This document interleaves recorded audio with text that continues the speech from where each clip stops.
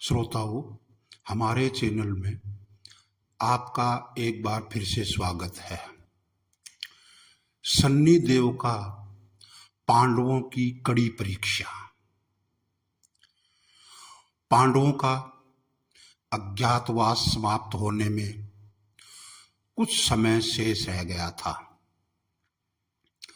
ये पांचों पांडव एवं द्रौपदी जंगल में छुपने का स्थान ढूंढ रहे थे।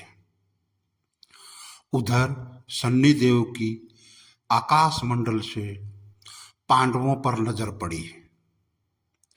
सन्नी देव के मन में विचार आया कि इन पांचों में बुद्धिमान कौन है, परीक्षा ली जाए। वीडियो में अंत तक बने रहें और कमेंट में जय सन्नी देव लिखें और हमारे चैनल स्टोरीज कॉर्नर को सब्सक्राइब करना ना भूलें। सन्नी देव ने एक माया का महल बनाया। कई योजन दूर में उस महल के चार दिशा में चार कोने थे। अचानक भीम की नजर महल पर पड़ी और वो आकर्षित हो गया। फिर युधिष्ठिर से बोला, भैया मुझे महल देखना है। तो बड़े भाई ने कहा, जाओ। भीम महल के द्वार पर पहुंचा। वहां सन्नी देव दरबान के रूप में खड़े थे। भीम बोला, मुझे महल देखना है। तो सन्नी देव ने कहा, महल देखने की कुछ शर्त है। यथा एक शरत महल में चार कोने हैं, आप एक ही कोना देख सकते हैं। शर्त नंबर 2, महल में जो देखोगे उसकी सार सहित व्याख्या करोगे। नंबर 3, शर्त अगर व्याख्या नहीं कर सके तो कैद कर लिए जाओगे। भीम ने कहा, मैं स्वीकार करता हूं, ऐसा ही होगा। और वह महल के पूर्व छोर की ओर आ गया। वहां जाकर उसने अद्भुत पशु पक्षी और फूल फलों से लदे वृक्षों का नजारा देखा। आगे जाकर देखता है कि 3 कुएं हैं। अगल बगल में छोटे कुएं और बीच में एक बड़ा कुआं। फिर बीच वाला बड़ा कुएं में पानी का उफान आता है और दोनों छोटे खाली कुओं को पानी से भर देता है। फिर कुछ देर बाद दोनों छोटे कुओं में उफान आता है तो खाली पड़े बड़े कुएं का पानी आधा रह जाता है। इस क्रिया को भीम कई बार देखता है पर समझ नहीं आ पाता है और लौटकर दरबान के पास आता है। दरबान ने पूछा, क्या देखा आपने? तो भीम उत्तर में बोला, महाशय मैंने पेड़ पौधे पशु पक्षी देखा, वो मैंने पहले कभी नहीं देखा था। जो अजीब थे, एक अद्भुत बात, छोटे कुएं पानी से भर जाते हैं, बड़ा क्यों नहीं भर पाता, यह समझ में नहीं आया। दरबान बोला, आप शर्त के अनुसार बंदी हो गए और भीम को बंदी गृह में बैठा दिया। नंबर 2, अर्जुन आया और बोला, मुझे महल देखना है। द्रबान ने शर्त बता दी और अर्जुन पश्चिम वाले छोर की तरफ चला गया। आगे जाकर अर्जुन देखता है एक खेत में दो फसल उग रही थी। एक तरफ बाजरे की फसल, दूसरी तरफ मक्का की फसल। बाजरे के पौधे से मक्का निकल रही तथा मक्का के पौधे से बाजरा निकल रही है। अजीब लगा, कुछ समय नहीं समझ में नहीं आया। वापिस द्वार पर आ गया। द्रबान ने पूछा, क्या देखा? तो अर्जुन बोला, महाशय सब कुछ देखा, पर बाजरा और मक्का की बात समझ में नहीं आई।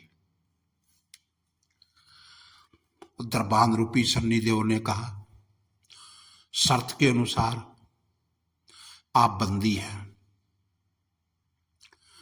नंबर 3, नकुल आया और बोला, मुझे महल देखना है। फिर शर्त सुनकर वह उत्तर दिशा की ओर गया। वहां उसने देखा कि बहुत सारी सफेद गायें जब उनको भूख लगती है तो अपनी छोटी बच्चियों का दूध पीती है। उसे कुछ समझ नहीं आया और द्वार पर आकर सन्निदेव को बोला,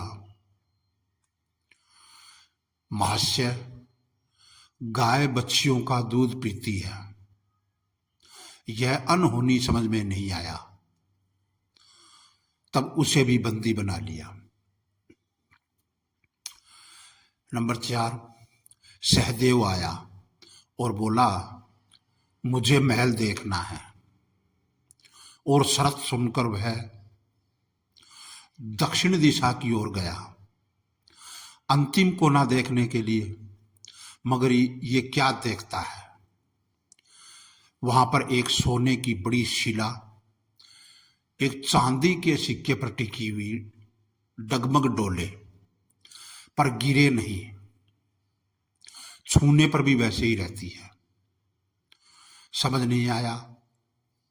वह वापिस द्वार पर आ गया और बोला, सोने की शिला की बात समझ में नहीं आई। तब वह भी बंदी बन गया। नंबर 5, उधर चारों भाई बहुत देर से नहीं आए। तब युधिष्ठिर को चिंता हुई। वह भी दोनों द्रौपदी सहित महल में गए। भाइयों के बारे में पूछा तो द्रबान ने बताया, वो शर्त के अनुसार बंदी हैं। युधिष्ठिर ने बंदीशाला में जाकर बोला, भीम तुमने क्या देखा, बोलो।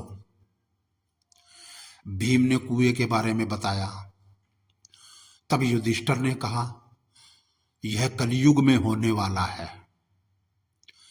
एक बाप दो बेटों का पेट तो भर देगा, परंतु दो बेटे मिलकर एक बाप का पेट नहीं भर पाएंगे।